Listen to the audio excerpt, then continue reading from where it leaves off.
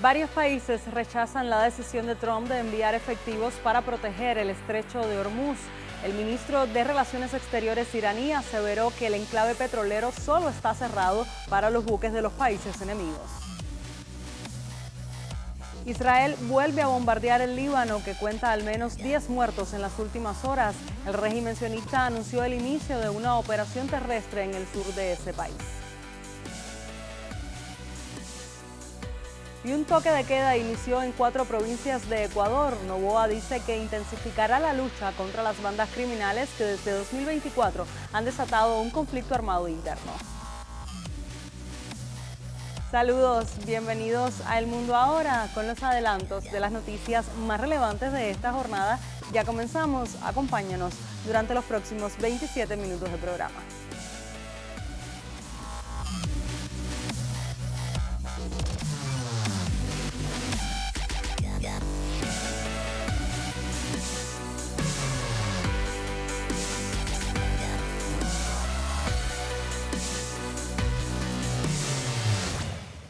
Iniciamos nuestro recorrido por las noticias de mayor impacto en el mundo. Las Fuerzas Armadas de Irán continuarán atacando bases militares de Estados Unidos en Oriente Medio hasta su total destrucción, de acuerdo a un comunicado del Cuerpo de la Guardia Revolucionaria Islámica.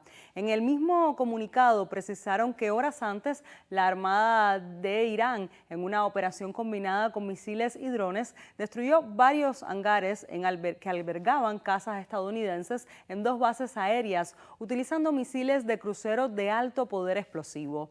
Desde el Estado Mayor de las Fuerzas Armadas persas advirtieron que en caso de ataque a las instalaciones energéticas de la isla iraní de Har, Teherán impactará la infraestructura petrolera del país desde donde se realice la ofensiva. Previamente, el comandante de la Armada del Cuerpo de la Guardia Revolucionaria Islámica, Alireza Tansiri, señaló que si el control estratégico del estrecho les cambió los precios del petróleo, un ataque contra Har crearía una situación aún más grave y sin precedentes para los precios y la distribución de la energía en el mundo. En esta línea, el ministro de Asuntos Exteriores iraní, Abbas Araghchi, afirmó que el estrecho de Hormuz permanece abierto pero cerrado a los enemigos tras las tensiones con Estados Unidos e Israel. Asimismo, Araghchi declaró que Teherán no ha solicitado un alto al fuego ni ha enviado mensajes a Washington e insistió en que el conflicto debe terminar de forma que se eviten futuras guerras. El ministro de Asuntos Exteriores de Irán, Abbas Araghchi, dijo que Trump no ha solicitado un alto el fuego ni ha intercambiado mensajes con Estados Unidos, ya que las tensiones siguen aumentando en medio del conflicto en curso que involucra a Irán, Estados Unidos e Israel. Hablando mientras intensifican los combates y la presión diplomática, Araghchi dijo que la guerra actual debe terminar de una manera que evite que vuelvan a ocurrir enfrentamientos similares. A sus declaraciones les preceden fuertes tensiones regionales tras los ataques militares estadounidenses e israelíes contra objetivos iraníes e IES, generando temor a un conflicto mayor en Oriente Medio.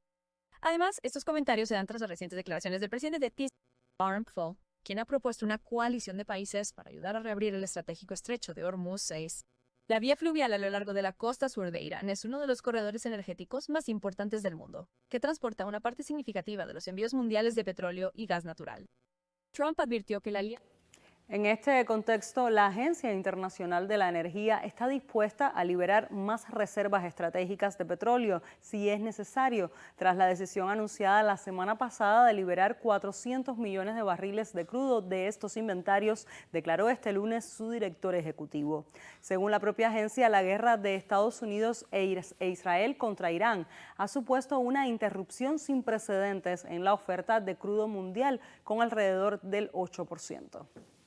This current stock release, once it is completed, Una vez completada, esta liberación reducirá las reservas de emergencia en los países de la agencia en apenas un 20% aproximadamente. in terms of government stocks and industrial stocks, En cuanto a las reservas gubernamentales e industriales mantenidas bajo obligación gubernamental, si se suman, aún quedarán más de 1.400 millones de barriles, lo que significa que podemos realizar más liberaciones posteriormente si fuera necesario. more later And if Mientras los ministros de Exteriores de la Unión Europea rechazaron este lunes la posibilidad de ampliar el mandato de su misión naval Aspides en el estrecho de Hormuz e instaron a rebajar la tensión en esa zona. Esta no es la guerra de Europa, indicó la alta representante de la Unión Europea para Asuntos Exteriores y Seguridad, Kaja Kallas, en una rueda de prensa al término de un Consejo de Ministros comunitarios en la que agregó que Europa no tiene ningún interés en una guerra sin fin. Nosotros no hemos iniciado esta guerra y los objetivos políticos no están claros, argumentó la funcionaria. La política de Estonia reconoció en cualquier caso que los intereses de Europa están directamente en juego con este conflicto. Además, Kallas recordó que en los últimos días ha hablado con el secretario general de la ONU, Antonio Guterres, entre otros, sobre cómo mantener abierto el estrecho de Hormuz. De esta manera, Guterres participará este jueves en la cumbre de líderes de la Unión Europea que se celebrará en Bruselas. El ministro de Asuntos Exteriores español, José Manuel Álvarez, instó a Europa a alzar la voz de forma independiente en las crisis globales, haciendo hincapié en la diplomacia frente a la guerra. La solución puramente militar nunca trae democracia, ni estabilidad, ni prosperidad económica, así lo señaló Álvarez.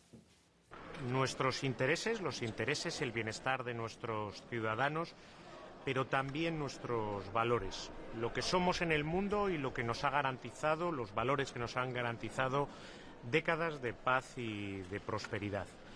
Y la voz de Europa en estos momentos tiene que ser una voz independiente, soberana, una voz que introduzca razón, diplomacia, diálogo y negociación allí donde otros buscan guerra y confrontación. Tenemos en estos momentos escenarios donde además las guerras se conectan. Vemos, y hemos tenido un desayuno donde hemos hablado sobre seguridad europea. Europa tiene que dar un salto de soberanía, tiene que dar un salto en su seguridad, por supuesto, y hablar de una defensa común, con una única voz, para no verse arrastrada a otros escenarios y guerras en las que no hemos sido ni consultados ni informados. Tenemos también que avanzar en soberanía digital, en soberanía económica. Todo ello es parte de garantizar no solo nuestros valores, sino sobre todo y ante todo el bienestar de nuestros ciudadanos. En paralelo, el primer ministro del Reino Unido, Keir Starmer, ha indicado este lunes que trabaja en un plan colectivo con actores internacionales, también socios europeos, para restablecer la libertad de navegación en el estrecho de Hormuz lo antes posible y de esta forma aliviar los impactos económicos de la guerra contra Irán. Now, we've already acted alongside other countries to release emergency oil stocks at a level that is completely unprecedented. But ultimately, we have to reopen the Strait of Hormuz to ensure stability in the market. That is not a simple task. So we're working with all of our allies, including our European partners, to bring together a viable collective plan that can restore freedom of navigation in the region as quickly as possible. Del lado de Irán, el viceministro de Relaciones Exteriores, Majid Takht Ravanchi, afirmó que Teherán ya ha informado a los europeos y a todos los demás que deben tener cuidado de no involucrarse en esta guerra de agresión contra Irán. También advirtió que si algún país se une a Estados Unidos e Israel en la agresión contra la nación persa, también será un objetivo legítimo de las represalias iraníes. No permitiremos que los enemigos se beneficien del estrecho de Hormuz, dice tajantemente el viceministro de Asuntos Exteriores, que también nos aclara que el paso está abierto para cualquiera que no participe en una agresión contra Irán. Todo aquel que coopere con Estados Unidos e Israel deberá asumir las consecuencias. Europa, opina Majid Takht Ravanchi, no está tomando una posición justa en esta guerra porque está claro quién es el agresor y quién la víctima. Por otro lado, Qatar afirmó que se están llevando a cabo conversaciones con diversas partes para asegurar la reapertura total del estrecho de Hormuz para el transporte marítimo mundial y las exportaciones de energía.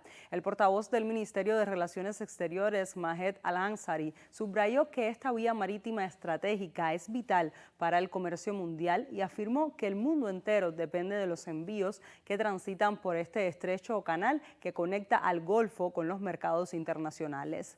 Igualmente, el Ministerio de Relaciones Exteriores de China celebró su rueda de prensa diaria en Beijing, haciendo hincapié en la necesidad de moderación y estabilidad en el estrecho de Hormuz ante el aumento de las tensiones regionales.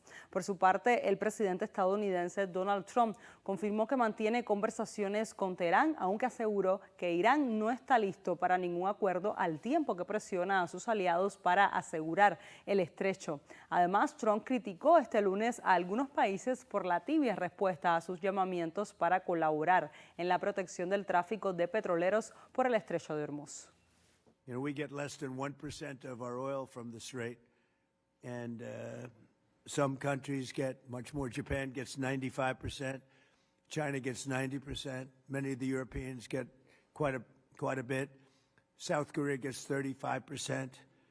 So we want them to come and help us with the Strait. Numerous countries have told me they're on the way. Some are very enthusiastic about it, and some aren't. Some are countries that we've helped for many, many years. We've protected them from horrible outside sources, and they weren't that enthusiastic. And the level of enthusiasm matters to me. We strongly encourage the other nations to get involved with us and get involved quickly and with great enthusiasm. I have that from a number of them, and I'd like to say their names, but frankly, I don't know if they would want me to or not, because maybe they don't want to be targeted. But I say, wouldn't matter if you're targeted or not, because this is a paper tiger that we're dealing with now. It wasn't a paper tiger 2 weeks ago. It's a paper tiger now. El balance de víctimas ya supera las 1.300 personas fallecidas en territorio iraní, entre ellas más de 200 niños y más de 200 mujeres, mientras los bombardeos continúan golpeando infraestructuras militares y energéticas del país. Este lunes, el ejército israelí destruyó un complejo en Teherán dedicado al desarrollo de tecnología para atacar satélites. El embajador de Irán ante el Consejo de Derechos Humanos de las Naciones Unidas, Ali Bareheini, condenó los ataques militares estadounidenses e israelíes durante una tensa sesión en Ginebra. Además, acusó a las potencias occidentales de ignorar las bajas civiles y advirtió que Irán defenderá su soberanía. Hoy el Consejo de Derechos Humanos y los titulares de mandatos de procedimientos especiales deben hablar inequívocamente sobre los niños inocentes masacrados en sus pupitres escolares. Este consejo debe alzar la voz por las personas cuyo patrimonio cultural milenario se ha convertido en objetivo de ataques indiscriminados e ilegales. También debe hablar por los residentes obligados a respirar aire contaminado con contaminantes tóxicos liberados como consecuencia directa de estas agresiones. Señor vicepresidente, durante 15 años en este mismo consejo, ciertos países occidentales han presentado persistentemente acusaciones infundadas y motivadas políticamente, de violaciones de los derechos humanos contra Irán, sentando así las bases para la agresión que estamos presenciando hoy.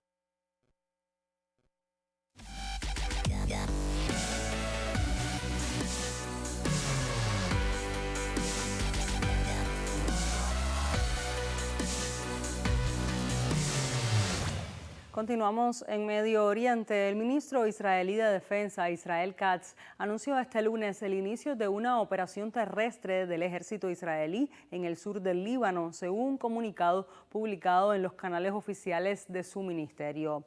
Katz afirmó que cientos de miles de residentes chiíes del sur del Líbano que han evacuado o están abandonando sus hogares en esa región tras los avisos israelíes no podrán regresar a sus casas al sur del río Litani hasta que se garantice la seguridad de las comunidades israelíes cercanas a la frontera. Según el titular de Defensa sionista, tanto él como el primer ministro israelí Benjamin Netanyahu ordenaron al ejército destruir la infraestructura de Hezbollah en las aldeas fronterizas libanesas para evitar que el grupo vuelva a operar desde esas zonas. En sus declaraciones, Katz comparó la estrategia con las operaciones realizadas por Israel contra Hamas en la Franja de Gaza, citando específicamente acciones en Rafah, Beit y Hanun. Israel comenzó su ofensiva aérea contra el Líbano el pasado 2 de marzo, después de que Hezbollah lanzara un ataque contra el norte del país en respuesta al asesinato del entonces líder supremo iraní Ali Khamenei. כפי שאמר הרמטכ"ל, ההדף של הפגיעה והחלשת המשטר באיראן מורגש גם במערכה מול חיזבאללה. ביממה האחרונה, כוחות אוגדה 91 החלו בפעילות קרקעית ביעדים מרכזיים בדרום לבנון, כחלק מחיזוק ההגנה על יישובי הצפון. הכוחות משמידים תשתיות טרור ומחסלים מחבלים. אמרתי, וככה אנחנו פועלים גם בשטח. לוחמי צה"ל יהיו חוצץ בין כל איום לבין תושבי הצפון. תגברנו כוחות בפיקוד הצפון ונמשיך להעמיק את הפעולה בימים הקרובים. En este contexto, un ataque israelí alcanzó el suburbio sur de Beirut la noche del domingo, mientras que en el sur del territorio libanés los cascos azules de la ONU fueron blanco también de ataques. El secretario general de Naciones Unidas, el portugués António Guterres, afirmó en Beirut el sábado que existen vías diplomáticas para poner fin a la guerra entre Israel y el movimiento proiraní Hezbollah. Basta de combates, basta de bombardeos, no hay solución militar, solo la diplomacia, el diálogo y la plena aplicación de la Carta de las Naciones Unidas y las resoluciones del Consejo de Seguridad. Las vías diplomáticas están abiertas. La Fuerza Provisional de Naciones Unidas de Líbano informó que sus cascos azules fueron blanco de ataques en el sur del país 3 veces el domingo, probablemente de grupos armados no estatales, y el sábado otro ataque le fue atribuido a Israel. Los ataques contra las fuerzas de paz y sus posiciones son totalmente inaceptables y deben cesar. Constituyen una violación del derecho internacional y podrían constituir crímenes de guerra. El número de muertos por la campaña de bombardeos israelíes contra el Líbano asciende ya a más de 830 y el de heridos supera los 2.000 según datos del sábado. Desde el Líbano, el Ministerio de Exteriores ha condenado este lunes los ataques denunciados por la misión de paz de la ONU.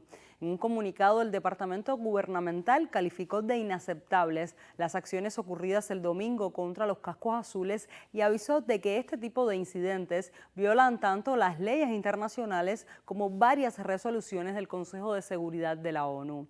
El ministerio también recuerda la decisión del gabinete del 2 de marzo de 2026 que prohíbe las actividades militares y de seguridad de Hezbollah y las considera ilegales, agrega la nota, al recordar que el movimiento también debe deponer las armas.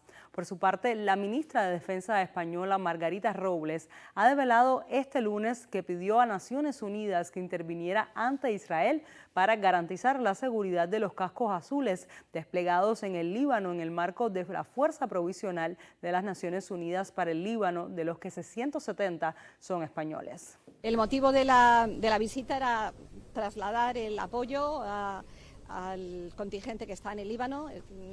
Yo hablo cada día con ellos 2 veces al día.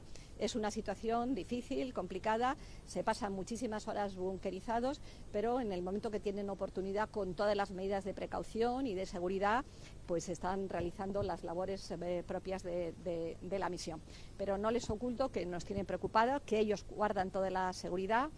Antes de ayer hablé con el secretario general adjunto para misiones de paz de Naciones Unidas, con el Force Commander también, para trasladarles que deben exigir a Israel el que se guarde y se respete la vida de las personas, que tiene que terminar esa situación de invasión en el Líbano y por lo tanto nosotros somos muy contundentes en esto. Entendemos que FINUL tiene que continuar, que está realizando una labor excepcional de mantenimiento de la paz. España está firmemente comprometida con el Líbano, pero no podemos aceptar que, vulnerando también las normas de derecho internacional, esté ocurriendo lo que está ocurriendo en el Líbano.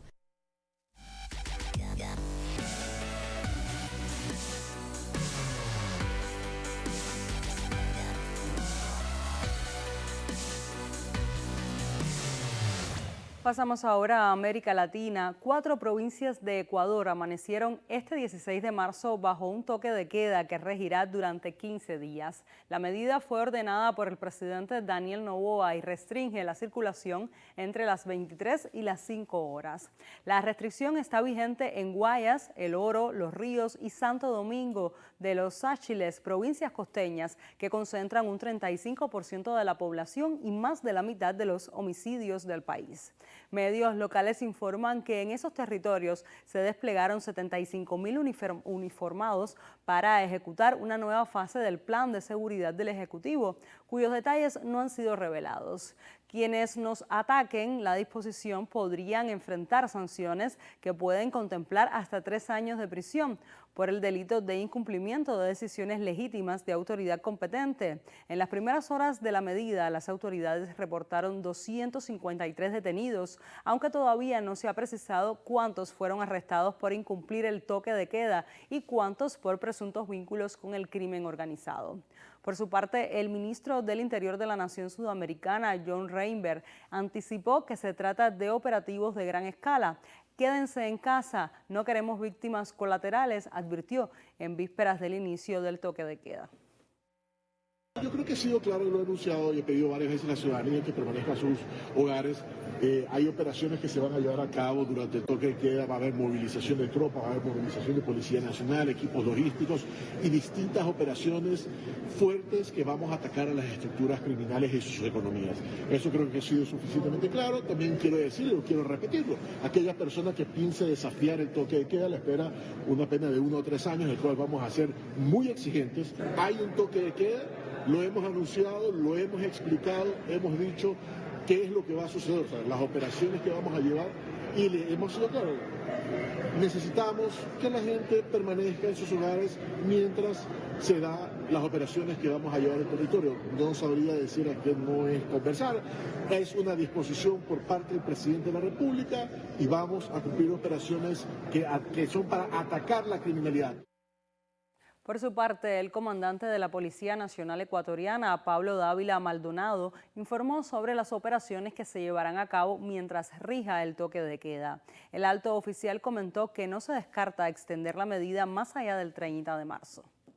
Hemos creído necesario que esta medida se implante, sobre todo para mejorar las capacidades, evitar los daños colaterales y reducir esa capacidad logística y de movilidad de estas estructuras criminales. Tenemos todo planificado, iremos evaluando diariamente con el señor presidente, con los señores ministros, tanto del Interior como de Defensa. Se ha establecido un puesto estratégico de mando que estará en el Distrito Metropolitano de Guayaquil y personalmente estaremos dirigiendo las operaciones. Por esta medida no se paralizará ninguna de las operaciones especiales que estamos haciendo con la cooperación internacional. Desde su perfil en redes digitales, la policía ecuatoriana aseguró que unos 35.000 efectivos fueron activados para hacer cumplir la disposición del Ejecutivo. Veamos el reporte.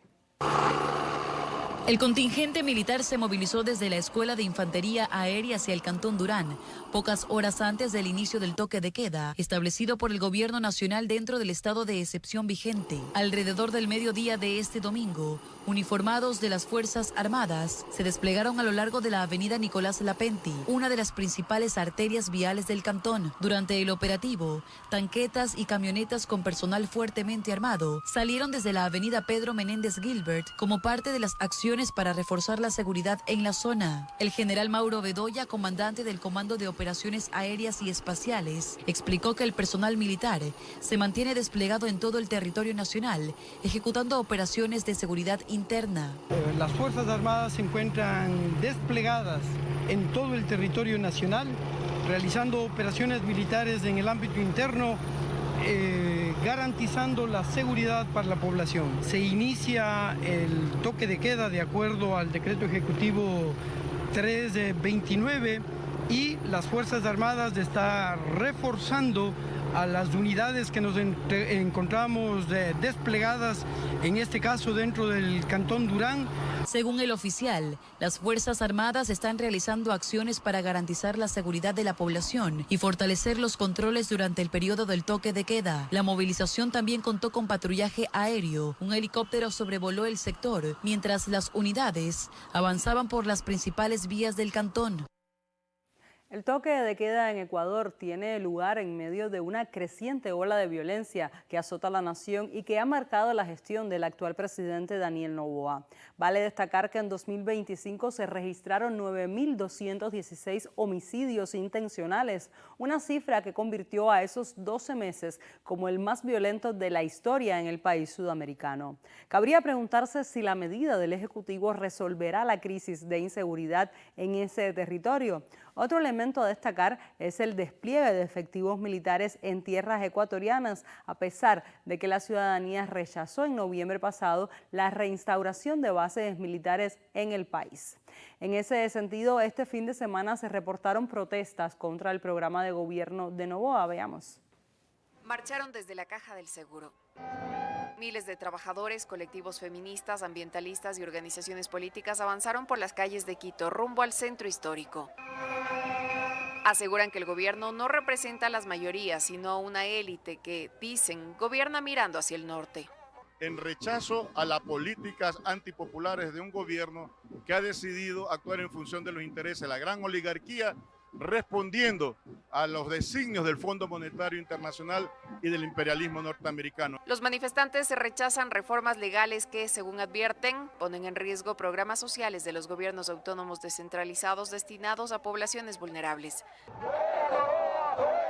También cuestionan el acuerdo ministerial que habilita jornadas laborales de hasta 10 horas, lo que consideran un retroceso en materia de derechos laborales.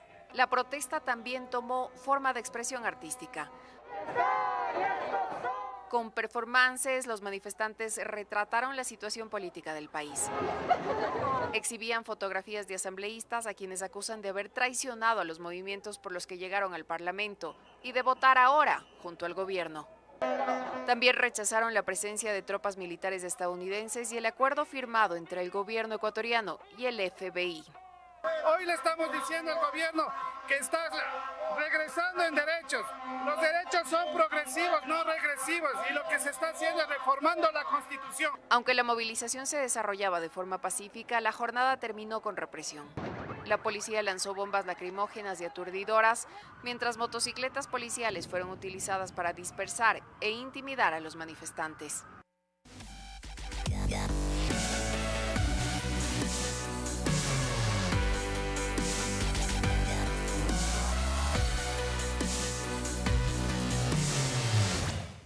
Con el repaso de las noticias más relevantes del panorama internacional en las últimas horas, ponemos punto final a esta emisión del programa. Manténgase informado en el canal cubano de noticias.